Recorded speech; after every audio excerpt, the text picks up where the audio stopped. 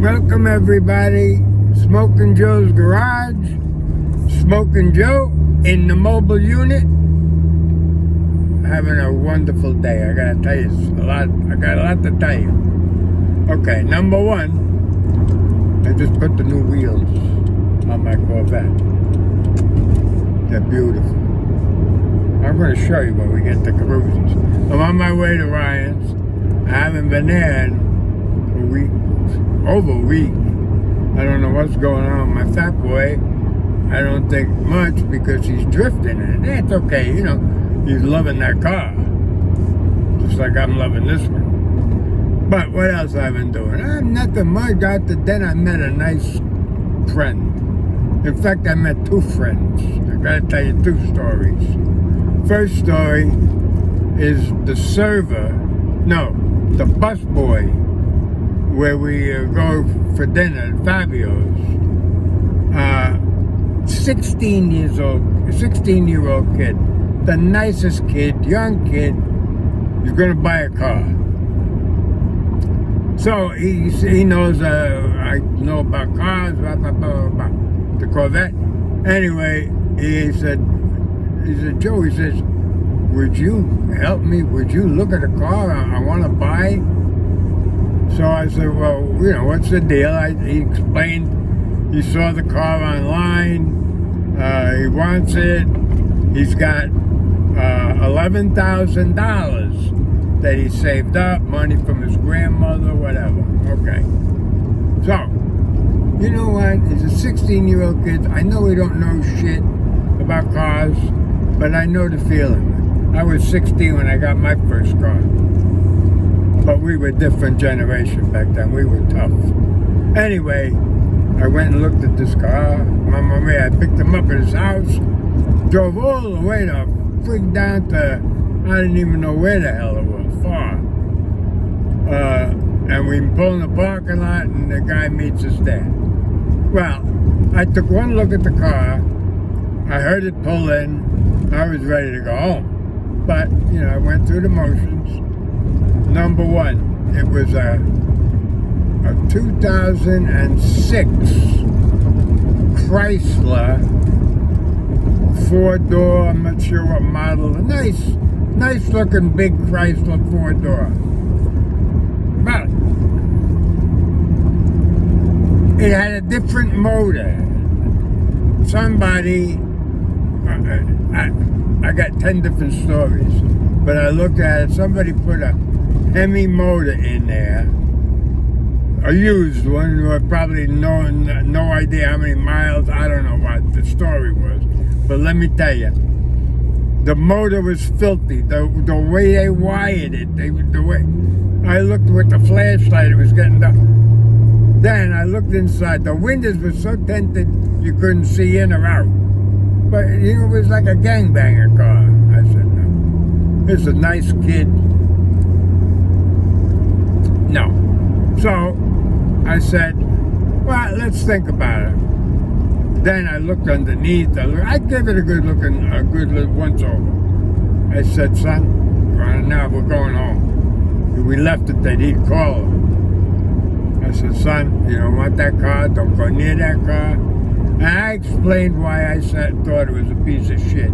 The engine, the filthy, you put an engine in, that engine bay and everything is beautiful. No. Anyway, he took my advice. But such a nice kid. Now, so we exchanged the phone numbers, and I told him I was going to find him, help him find the car. I said, you look, I'll look. The next day, I get a text from the kid. Did you find me a car yet? But I know our 16-year-old kid is thinking. I know. Anyway, the next night, or a couple of nights later, I'm out at a restaurant, and I got a t-shirt on that says, it's my new Smokin Joe shirt. I got a t-shirt on saying motorcycles or something. So, kid comes over. Let me get water. Kid comes over. server, and he says, first he went, what do you want to drink? I got a beer, whatever. So we get to talking. He says, great, I met you. He says, my grandfather just passed away and left me a 1969 Triumph Bonneville motorcycle. Oh. He said, but I don't know nothing about it. I don't know how to. I said, well, you know what? I told him I just sold one at 70. We get the bullshit and all that. I says to him, I'll come and take a look at it. So, sure enough, yesterday, Sunday, yeah? Today's Monday. I spent the whole day with this young man. He's 24 years old. One of 3 children. Mom and dad are still together, very happily married, 30, whatever, 40, whatever. Nice looking kid. He reminded me a little of my son Joey. He did. Just his mannerisms. Anyway. So,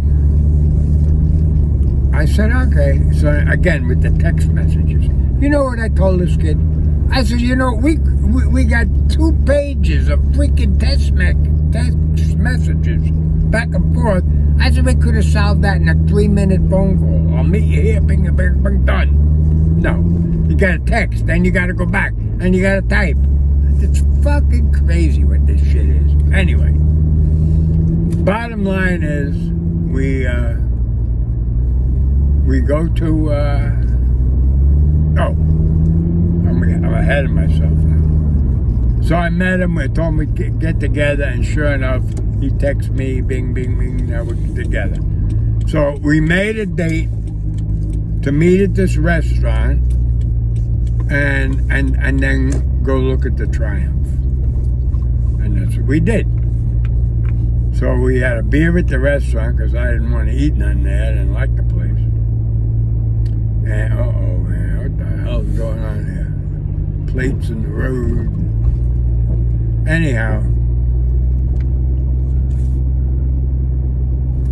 we're good. We're okay. So we have a beer and then we go look at the. Well, he lives way down in Phoenix somewhere. It's at his grandmother's house. It was his grandfather's motorcycle. Make a long story short, Grandma, the nicest woman. I can't even. Very nice family, big family, cousins, being here, they all get together. It's wonderful what they do. So, I go in the shed, I look at the motorcycle.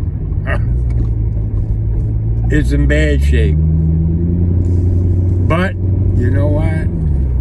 I'd like that for a project.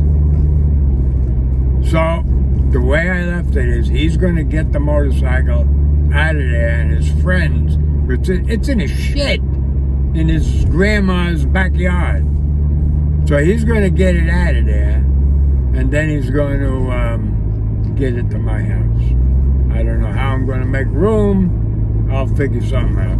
I might even move my bikes to Denise's garage. I don't know what I'm going to do yet. I'm nervous about it, but anyway, we're almost at Carusi's. So anyway, what I'm gonna do is I'm gonna, you know what I did? I says, is it turn over? He didn't even know what I meant. So I says, is it motor free? He said, no, I think it's stuck. So I went there. This Triumph's been sitting, I can't tell you how long. I reached on the side and got the kicker. Beautiful, right down, the motor's not free. You clean them carbs, tune it up, new oil, I'll have that baby running in 15 minutes.